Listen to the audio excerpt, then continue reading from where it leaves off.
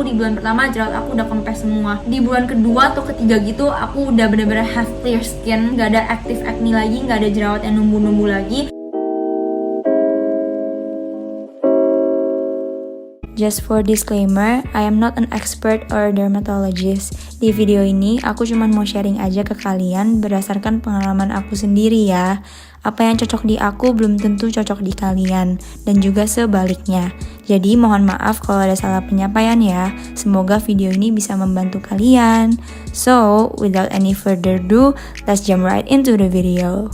Hi guys, welcome to my channel. Nama aku Christina, and in today's video aku mau sharing ke kalian pengalaman aku saat aku mengalami jerawat hormonal yang cukup parah sekitar 1-2 tahun lalu.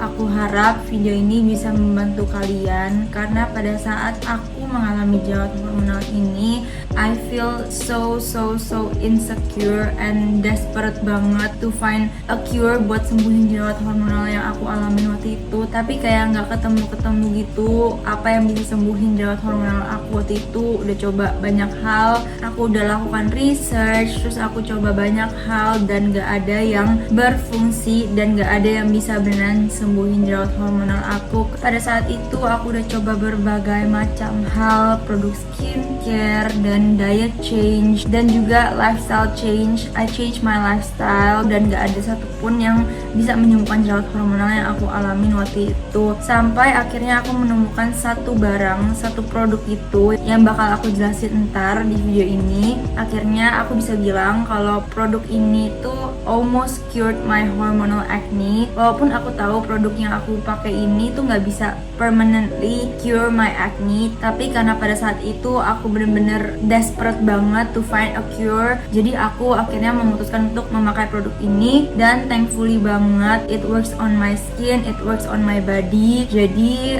aku mau sharing aja ke kalian, semoga video ini bisa membantu kalian ya. Oke, jadi tanpa lama-lama lagi, let's jump right into the video. Oke, jadi pertama-tama aku bakal jelasin dulu ke kalian gimana caranya aku bisa mengalami jerawat hormonal tiba-tiba dan gimana caranya aku bisa tahu kalau jerawat yang aku alamin itu adalah jerawat hormonal. Jadi waktu itu aku itu baru mau masuk kuliah, jadi sekitar 1 bulan sebelum aku masuk kuliah itu tiba-tiba aku mengalami jerawat hormonal. Aku pertama nggak tahu itu jerawat hormonal, jadi waktu itu jerawatnya muncul di atas mulut aku, kayak ada 2-3 jerawat itu di atas mulut aku dan ada nanahnya. Nah, 1 minggu sebelum jerawat ini muncul itu aku habis liburan sama teman-teman aku ke Bali. Jadi aku pikir jerawat ini muncul karena aku habis liburan ke Bali, panas-panasan, terus makanannya kan gak bener selama di Bali dong, pasti namanya liburan makanannya kacau, tidurnya kacau, lifestyle-nya bener-bener kacau banget sama liburan. Dan aku pikir mungkin gara-gara aku baru dari Bali jadi muncul jerawat-jerawat gitu. Terus aku tetap mencoba untuk tenang, gak panik, dan aku gak merubah skincare aku sama sekali. Jadi aku tetap pakai skincare seperti biasanya. Nah, terus seiring berjalannya waktu, beberapa minggu kemudian jerawatnya nggak mendingan. Jerawat yang di daerah atas mulut aku itu nggak makin mending, tapi dia malah makin parah, malah menyebar ke bawah mulut aku di daerah dagu. Jadi di daerah dagu mulai muncul jerawat-jerawat juga seperti yang di atas dagu. Nah, tapi jerawatnya di dagu itu nggak ada nanah, dia itu kayak besar, sakit, merah, dan dia itu kalau dipegang bener-bener kayak batu gitu. Jadi I assume itu adalah jerawat batu, dan ternyata memang benar kalau yang aku alamin pas di dagu itu jerawatnya itu adalah jerawat batu. Terus aku pikir, oh mungkin ini udah mau datang bulan. Jadi aku tetap mencoba untuk tenang, gak panik, dan aku tetap memakai skincare aku seperti biasanya. Tapi seiring berjalannya waktu, pas udah bener-bener 1 minggu sebelum aku mulai kuliah, malah makin parah banget. Jerawat batunya malah makin banyak banget. Kayaknya aku masih ada foto muka aku pas aku mengalami jerawat hormonal ini. Ntar aku bakal taruh di sini dan di sini kalau memang masih ada fotonya. Karena aku itu orangnya selalu foto muka aku kalau aku lagi mengalami jerawatan. Jadi aku bisa lihat progresnya gitu loh, mendingan atau makin parah. And I think foto muka kalian pas kalian jerawatan itu sangat membantu sih ya. Jadi kalian bisa lihat progres muka kalian. And I think you guys should do it too kalau misalnya kalian mengalami jerawatan. Jadi kalau misalnya setiap kali kalian menggunakan produk baru, kalian foto di hari pertama dan setelah seminggu gimana gimana muka kalian, terus setelah sebulan gimana muka kalian. Jadi kalian bisa lihat muka kalian itu mendingan atau makin parah dan cocok atau enggak sama produknya. And that's what I did this past few years. Setiap kali aku mencoba produk atau apapun itu, aku selalu foto muka aku untuk melihat progresnya. Oke, anyway, pas aku mulai kuliah kan jerawatnya makin parah di daerah dagu. Terus aku tetap mencoba untuk tenang dan aku melakukan research. Aku research on the internet, especially YouTube. Dan dari semua video yang aku nonton tuh setiap orang ngomongnya tuh beda-beda gitu loh. Ada yang saranin A, B, C, D, E, F. Jadi kayak banyak banget yang disaranin. Ada yang saranin untuk pakai produk ini, ada yang saranin untuk ubah lifestyle aku, ada yang saranin untuk minum vitamin, suplemen, dan lain-lain. Jadi waktu itu tuh aku bingung aku harus coba yang mana. Dan seiring berjalannya waktu muka aku tuh makin parah. Dari yang tadinya cuma jerawatan di daerah mulut, di daerah atas mulut dan di dagu, dia pelan-pelan mulai menyebar ke daerah pipi dan jidat aku. Terus aku mulai stres dong di saat itu. Aku benar-benar stres. Aku makin melakukan research sambil mencoba beberapa produk. Aku udah mencoba beberapa hal ya. Beberapa hal yang aku coba itu adalah diet change. Waktu itu aku nonton video dari Puspita Mayangsari, di mana dia itu mengubah diet dia menjadi vegan diet dan benar-benar gak ada minyak, gak ada meat, dan benar-benar cuma sayur dan nasi aja gitu. Dan intinya itu adalah untuk mengubah pola makannya menjadi pola makan yang sehat, makanan-makanan yang sehat. Di video itu kelihatan banget mukanya YouTuber Puspita Mayangsari ini benar-benar berubah drastis. Dari yang tadinya jerawatan satu muka terus hampir sembuh gitu pada saat setelah 1 bulan mengubah diet dia menjadi healthy diet gitu, clear skin diet namanya. Akhirnya aku memutuskan untuk mencoba diet itu sekitar 1 bulan dan gak ada perubahan, tapi malah seiring berjalannya waktu mukaku makin parah. Terus aku juga ada coba suplemen namanya Estroblock. Itu kata orang-orang di YouTube tuh bagus banget buat hormonal acne yang kayak aku alamin waktu itu. Tapi aku cuma minum seminggu dan akhirnya aku memutuskan untuk stop. I don't know why I decided to stop taking that supplement. Tapi aku waktu itu cuma 1 minggu minumnya dan aku stop minum suplemen itu. Terus aku juga waktu itu sempat mencoba, hampir mencoba untuk minum pil KB, untuk mengonsumsi pil KB. Namanya pil KB-nya kalau nggak salah Diane, I think Diane. Karena aku lihat di YouTube orang-orang bule itu terbiasa untuk minum pil KB setiap kali mereka jerawatan. Jadi kayak kebanyakan orang bule itu kalau misalnya pas lagi teenagers, lagi puber, mereka tuh sering ke gynecologist ya kalau nggak salah namanya, atau apalah itu kayak dokter kandungan ya kayaknya. I mean like I'm sorry if I'm wrong, sorry if I'm mistaken, tapi setauku kayak orang bule ini sering ke dokter kandungan terus mereka minta kayak pil KB gitu buat sembuhin jerawat mereka pas mereka lagi puber kayak SMP, SMA gitu. Terus banyak yang sembuh, terus banyak yang mengalami jerawat hormonal itu juga konsumsi pil KB untuk keeping their acne at bay, kayak hormonal acne mereka itu bisa sembuh menggunakan pil KB. Terus aku hampir aja mau minum pil KB karena aku bener-bener sedesperate itu. Aku tuh bener-bener aduh, I don't know what to do anymore. I'm so tired karena jerawat yang aku alami tuh gede banget dan sakit banget. Kayak aku kalau misalnya lagi di kelas, lagi dengerin dosen gitu ya, diem doang kayak cuma dengerin dosen atau main HP, aku tuh bisa merasakan jerawatnya tuh kayak nyut-nyutan gitu loh. Bayangin muka kalian nyut-nyutan sesakit itu, kayak nyut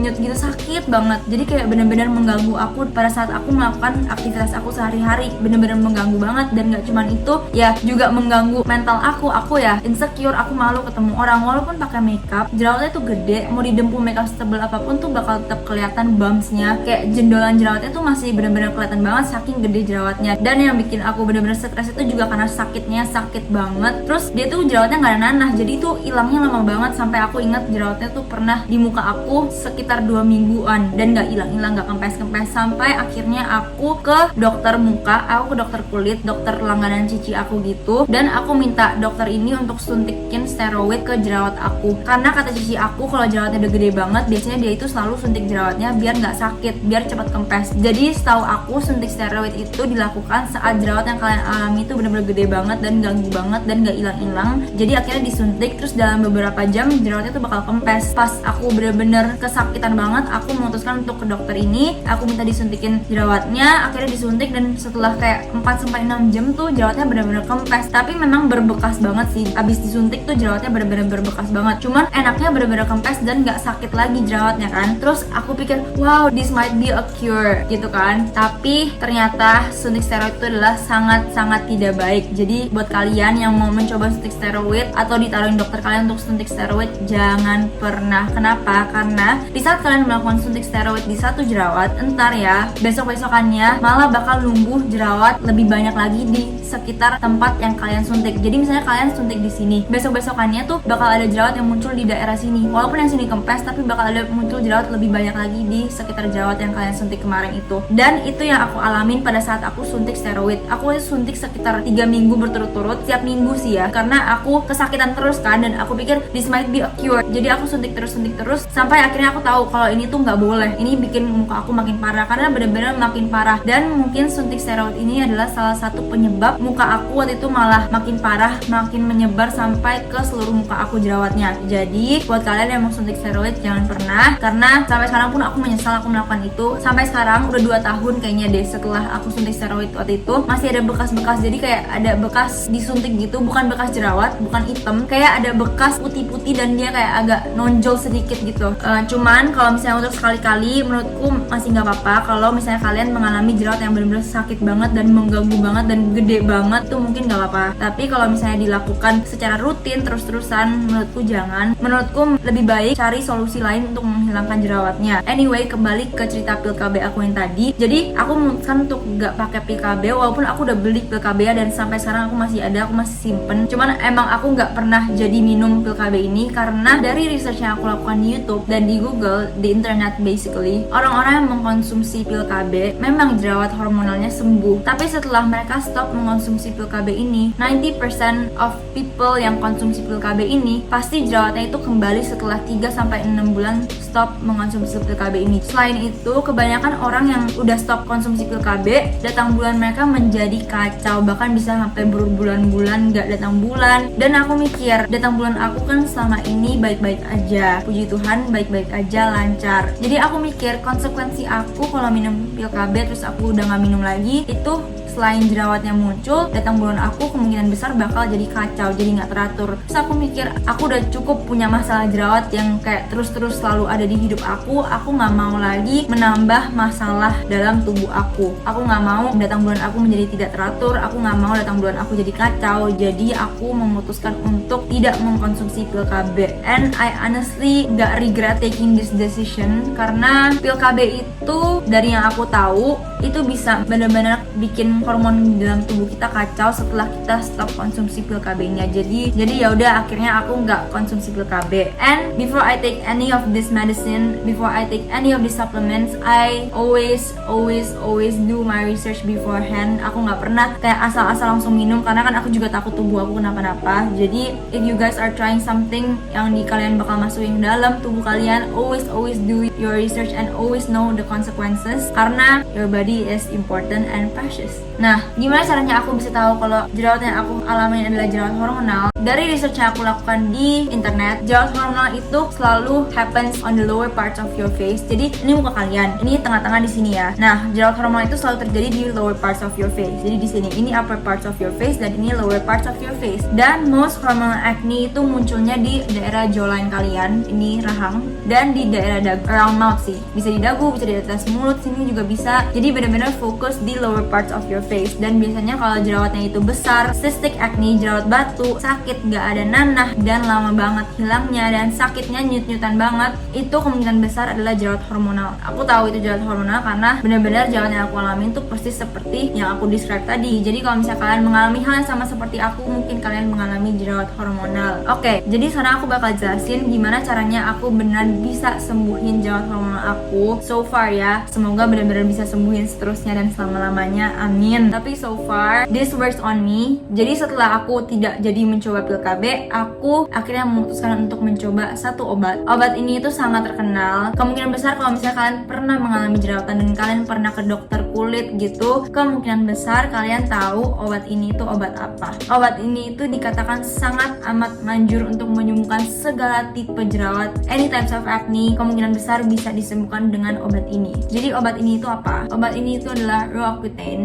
Roaccutane, Accutane, I don't know how to spell it, but Roaccutane gitu ya. Jadi obat ini itu adalah Roaccutane. Aku bakal taruh fotonya di sini. Obat ini itu adalah pil. Jadi dia kayak obat, ya dia benar-benar kayak obat biasa. Dia pil dan dia itu ada dosisnya. Dia ada dosis 10 mg dan 20 mg setahu aku. Dan kalau yang 10 mg itu seingat aku warnanya pink dan 20 mg itu warnanya merah. Dan di sini aku mau jelasin obat ini tuh isinya tuh apa sih? Obat ini tuh isinya adalah vitamin A.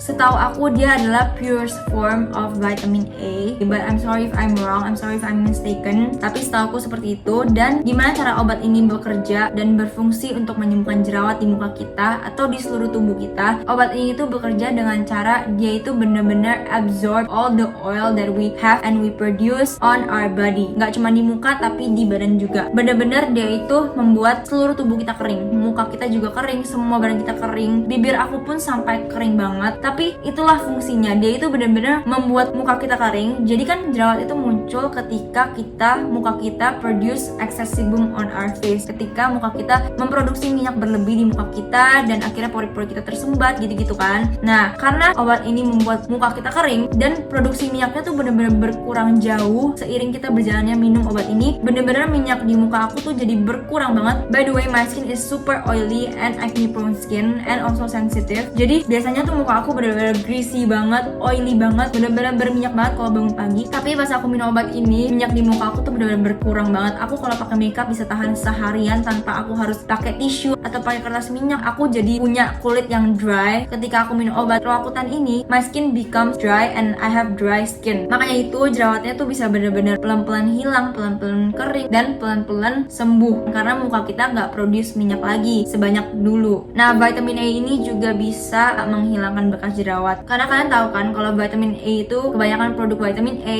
kayak retinoid, retinol atau any vitamin A products, mau itu pil atau yang kita apply di muka kita, itu fungsinya kan adalah untuk speed up your cell turnover. Jadi vitamin A ini di kulit aku juga bisa menghilangkan bekas jerawat yang aku alami waktu itu dari jerawat hormonalnya. Dan setelah aku minum obat Roaccutane ini, bener-bener jerawat aku tuh hilang, cepet banget hilangnya dan enak banget deh pas aku minum obat ini tuh my life gets so much easier. I feel like enaknya orang-orang yang nggak punya jerawat, yang nggak pernah jerawatan dan memang seumur hidupnya nggak pernah jerawatan tuh enak. Mereka nggak perlu khawatir tentang muka mereka karena ya mukanya bakal selalu bersih. And I honestly really like those time when I consume this pill karena memang sangat mempermudah hidup aku. Aku waktu itu konsumsi pil KB ini sekitar 1 tahun, nggak lebih dari 1 tahun yang pastinya. Cuman memang obat ini itu ada plus dan minusnya. Banyak orang yang bilang kayak bisa bikin rahim kering dan banyak organ-organ tubuh di dalam juga bisa kering. Dan I'm not saying it's not true, I'm not saying that hal itu salah, tapi menurutku setiap hal itu kan pasti ada pro dan konnya. Dan aku di sini mau jelasin ke kalian pro dan konnya dari obat ini. Keuntungan dari mengkonsumsi Roaccutane ini adalah ya kemungkinan besar jerawat kalian pasti sembuh. Amin sembuh ya. Tapi ada hal negatif juga dari obat ini, yaitu pertama badan kalian bakal kering banget, nggak cuma muka. Kalau di muka kering itu kan berarti bakal bagus dong buat jerawat kalian. Jadi itu bukan kerugian, tapi seluruh tubuh kalian bakal kering. Dari tangan kalian, badan kalian, kaki kalian, semuanya tuh bakal kering banget. Bahkan sampai tulang aku tuh bisa merasakan kering. Kayak sampai waktu itu aku mau ambil barang, aku jongkok gitu, itu tuh aku rasa tulang punggungku tuh kayak ada krek gitu. Dan menurut aku itu lumayan sakit. Cuman itu cuman berlangsung beberapa bulan pertama doang. Setelah kayak 2-3 bulan aku udah nggak pernah merasakan itu lagi. Badan aku juga jadi kering banget. Tangan aku apalagi di sini kering banget dan di sini. Terus bibir aku juga kering banget. Tapi walaupun tubuh kalian menjadi kering banget, itu bisa dihindari. Jadi sebelum aku konsumsi obat ini, aku udah siapin beberapa hal yang bisa membantu badan aku biar nggak kering-kering banget pas minum obat ini, yaitu membeli lip balm yang sangat bagus. Namanya Aquaphor. Ntar aku bawa taruh di sini. Aquaphor ini dipakai sama banyak banget orang yang konsumsi obat ini. Jadi aku pakai itu sering banget biar bibir aku nggak kering. Terus aku jadi selalu pakai body lotion. Setiap kali aku selesai mandi, aku selalu pakai body lotion. Body lotion apapun boleh yang cocok di tubuh kalian dan yang bener-bener melembabkan tubuh kalian. Jadi pas aku minum obat Roaccutane ini, masalah bibir kering dan tubuh kering itu nggak terlalu mengganggu aku gitu. Jadi yang paling mengganggu aku ya paling tulang aku aja sakit pertama-tama aku minum obat ini beberapa bulan pertama. Tapi other than that enggak. Dan kalau misalnya kalian bingung kan bakal bikin rahim kering and other stuff, iya setahu aku memang dia bisa bikin rahim kering, tapi only when you consume this obat. Hanya ketika kalian mengkonsumsi obat Roaccutane ini. Jadi kalau misalnya kalian udah stop mengkonsumsi obat ini, rahim kalian harusnya udah nggak kering lagi karena seluruh tubuh kalian juga udah nggak kering lagi. Jadi muka kalian bakal kembali berminyak, tubuh kalian kalian juga nggak bakal kering lagi. Makanya itu obat rakutan ini nggak disaranin buat orang-orang yang punya rencana untuk mengandung, untuk hamil. Itu sangat tidak disarankan, nggak boleh malah sama dokter-dokter, karena dia bisa bikin rahim kering dan takutnya kan ngefek ke rahim kita dan ke anak kita yang di dalam perut kan. Jadi makanya itu kalau misalnya lagi hamil sangat tidak boleh, atau misalnya lagi mau hamil jangan minum obat ini. Itu aja sih negatifnya dari obat ini yang aku alamin. Menurutku tidak terlalu mengganggu. Oh ya, satu hal lagi, aku tahu pasti banyak orang yang bingung kalau misalnya lagi minum obat ini itu bakal ngefek gak ke datang bulan. Karena pada saat aku mau coba obat ini, aku juga penasaran apakah obat ini bakal ngefek buruk ke datang bulan aku. Tapi dari pengalaman aku sendiri, untungnya obat ini gak bikin datang bulan aku jadi nggak lancar. Puji Tuhannya, datang bulan aku tetap lancar setiap bulannya tanpa ada masalah. Tapi di sini aku mau kasih tahu kalau tubuh orang itu beda-beda. Jadi aku nggak bisa menjamin apa yang terjadi di aku itu bakal terjadi juga di kalian. Cuman dari pengalaman aku, obat rakutan ini tidak mengganggu lancarnya datang bulan aku. I feel like I talk too much already. Tapi ini hal terakhir. Di sini aku bakal kasih tahu ke kalian berapa lama aku minum obat rakutan ini dan gimana caranya aku minum obat rakutan ini dan gimana aku beli obat rakutan ini. Jadi waktu itu aku minum obat rakutan ini sekitar kurang lebih 1 tahun. Tapi yang pasti harusnya nggak lebih dari setahun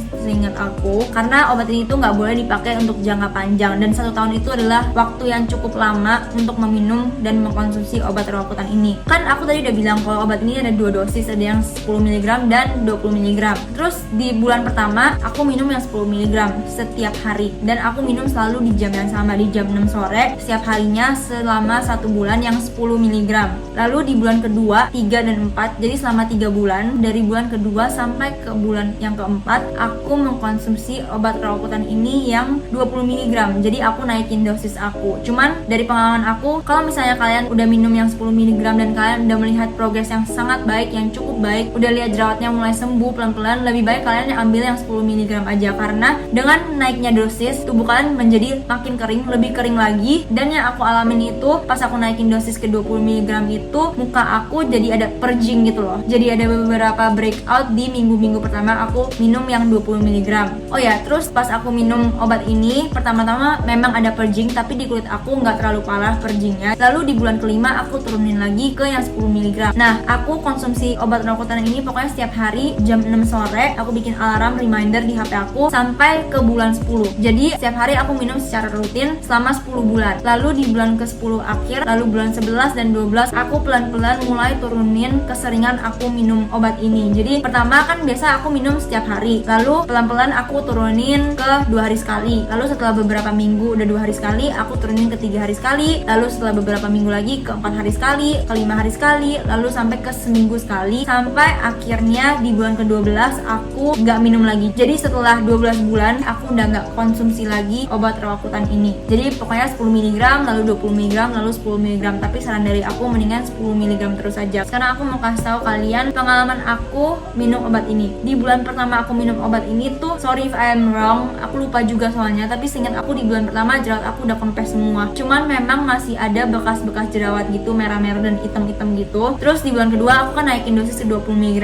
Terus aku mengalami purging lagi. Tapi abis itu pokoknya di bulan kedua atau ketiga gitu aku udah bener-bener have clear skin, gak ada active acne lagi, gak ada jerawat yang numbu-numbu lagi, tapi masih ada bekas jerawat. Dan di bulan keempat I can say that my skin is almost clear. Dan di bulan ke-6 bener-bener aku udah gak ada bekas jerawat lagi dan gak ada jerawat yang numbuh. Bisa dibilang selama aku minum obat rakutan ini selama 1 tahun itu, sama 12 bulan, jerawat yang muncul di muka aku dari aku sembuh ya, gak nyampe 10 jerawat yang muncul. Tapi pokoknya pas di bulan ke-6 aku udah bener-bener gak ada bekas jerawat dan gak ada jerawat, dan aku bener-bener seneng banget. It was like the happiest moment of my life, the happiest year of my life, karena kayak I feel like my burden has been lifted up. Dan sekarang udah hampir setahun setelah aku terakhir minum obat rakutan. The first 6 months it was okay, kayak muka aku memang menjadi berminyak lagi seperti dulu, tapi jerawat yang numbuh tuh kayak gak parah lah, kayak jerawat kecil-kecil dan juga jarang banget. Cuman memang lebih gampang jerawatan, cuman masih bisa dibilang clear skin gitu. Dan sekarang karena aku waktu itu sempat coba beberapa produk dan gak cocok di muka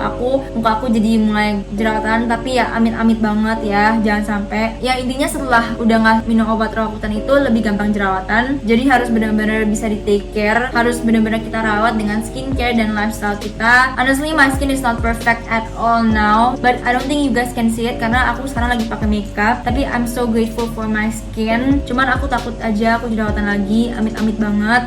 But hope for the best. Semoga obat rakutan ini bisa benar-benar sembuhin jerawat aku, seterusnya selama-lamanya sembuh secara tuntas. Oke, last but not least, aku bakal kasih tahu kalian di mana aku beli obat ini. I did not go to dermatologist. Aku nggak datang ke dokter kulit untuk mendapatkan obat ini karena aku tahu I can get it somewhere else. Nggak perlu ke dokter kulit dan nggak perlu bayar konsultasi karena dokter kulit kemungkinan besar bakal suruh aku pakai obat mereka dulu baru pakai rakutan. Mereka nggak mungkin segampang itu kasih obat rakutan. Jadi aku beli obat rakutan ini di e-commerce. Aku beli di Shopee dan Tokopedia, dua-duanya ada. Kalau misalnya aku masih ada history pembelian aku di Shopee dan Tokopedia, aku bakal taruh di sini dan aku bakal taruh linknya di description box. Tapi aku belinya tuh di Shopee dan Tokopedia dan aku cari yang trusted dan yang memang benar. And I guess that's it for today's video. Semoga video ini bisa membantu kalian. I really hope this video can help you guys, and together we fight acne. Kita sama-sama acne fighters. And if you like this video, please give it a thumbs up and don't forget to like, subscribe, and comment. And if you like me, don't forget to follow me on my social media. I'll put the link down in the description box, and I'll try my best to put everything that is helpful in the description box, kayak produk-produk yang aku pakai selama aku minum obat rakutan ini. And I guess I'll see you on the next one. Bye.